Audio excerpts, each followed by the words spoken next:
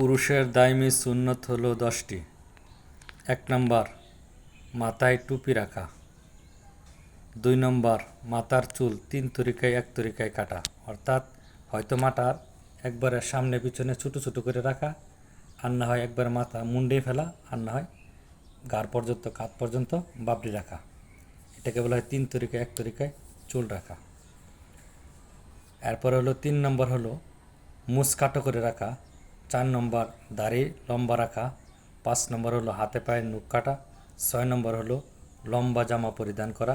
7 নম্বর হলো বুগুলের নিচে লুমগুলা পরিষ্কার করা।